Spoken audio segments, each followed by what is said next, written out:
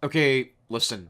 I know this is a complete change from my channel, and not really a type of game I would probably normally review, but I felt like I wanted to do something a little special for Valentine's Day, and I figured this would be a good way to do it.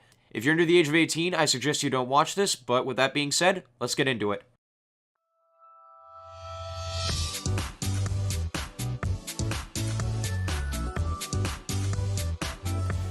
Okay, HuniePop. How am I even gonna go about reviewing something like this? I guess I should start with the fact that it's an anime girl dating sim, which doesn't suck, so that's a plus already. Created by Ryan Coons, his development team being called HuniePop, HuniePop began as a Kickstarter project that raised over $53,000 across over 1,400 people. It's described as, quote, a gameplay-first approach that's part dating sim, part puzzle game with light RPG elements, an abrasive Western writing style, and plenty of plot. Oh boy, sounds like a real treat. HuniePop went on to gain massive critical and financial success with critics and gamers, but given the subject matter, is this game for the common gamer who just wants a puzzle game for fun? Well, let's go jump into the world of HuniePop and date our hearts away. The story is that you're just some random nobody, you can pick either male or female, who runs into a girl at the bar, and after you fail to pick her up, she breaks into your room in the middle of the night and reveals herself to be a love fairy who will help you out, the ladies. From then on, it's your mission to, well, date every single girl you come across, and then eventually pull them home for the night. That's the entire game. Okay, I'll elaborate. When you run into a girl, you can talk to her and ask her questions, or answer her own. You can give her gifts, you can feed her, or you can take her on a date. Talking to a girl and answering questions correctly earns you a currency called honey, which is the game's XP. When you're on a date, the main gameplay style rears its head. Match 3. You have a certain amount of turns to bring the girl's affection meter all the way up. If you succeed, you get one step closer to bringing her home for the night, along with receiving another form of currency called money, to buy gifts for the girls and food and drinks as well.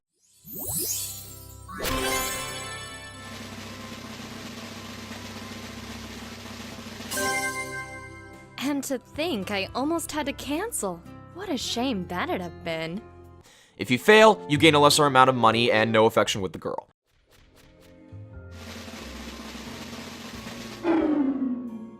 What the hell? This is why I don't bother with guys. In addition, you have date gifts to perform a special action on the board. Honey is used to upgrade your traits, which gives you more affection when you match the tokens together, or gives you other bonus effects. This is something you'll want to keep track of, as each girl has her own preferred type of token and dislike type of token. The biggest hazard is the broken heart tokens, which drastically deplete the affection meter on a date if they're matched. You can upgrade a trait to reduce the amount of affection it decreases, but if you're careful, you can avoid matching these.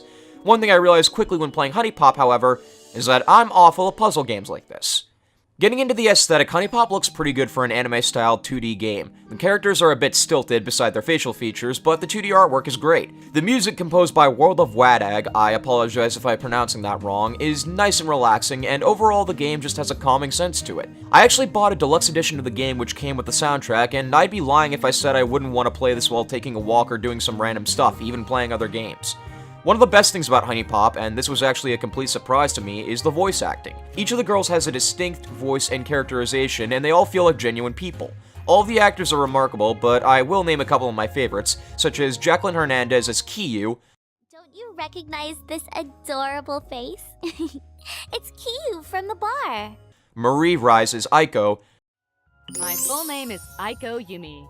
I know. Could I be more Japanese? And Helena Deviao as Kiana. Oh, dude, you know what? You have to try one of the yoga classes they do here. The instructor is awesome. I think you'd dig it. If you like being in a room with a bunch of sweaty girls, that is. Thankfully, the voice actors are returning to reprise their roles in the upcoming HuniePop 2, so I hope they provide equally good performances. In terms of negatives with HuniePop, there's not many I have. There are a few typos with the dialogue boxes, and it hasn't been patched almost 4 years later. Probably my biggest complaint, which is really just a small nitpick, is on the technical side of things. The game runs at a 4:3 aspect ratio by default, and I'm not sure if it's just me being dumb, but I couldn't figure out how to run it at 16:9.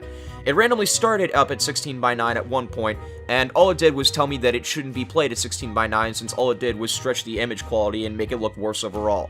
After that, it reverted back to 4:3, but even then I couldn't run it in borderless windowed without it forcibly closing to the taskbar every time I clicked out of the game. This could be something on my end though, so it's possible others won't have this problem. I mean, computers are all varying.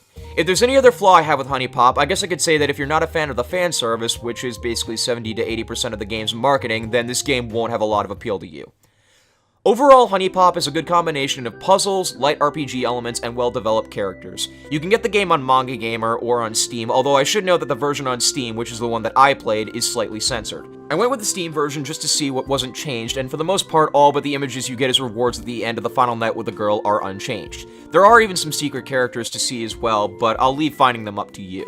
HuniePop was well worth its price for me, and if you're a fan of dating sims, puzzle games, and don't mind a little bit of sauciness, then this game is definitely worth it. Like I said before though, if you don't like any of the obviously advertised features and scenes, then you're better off finding another game. Thanks for watching. If you want to see more reviews, please subscribe. And now that the review is done, I got a date of my own. I'll catch you guys in the next video.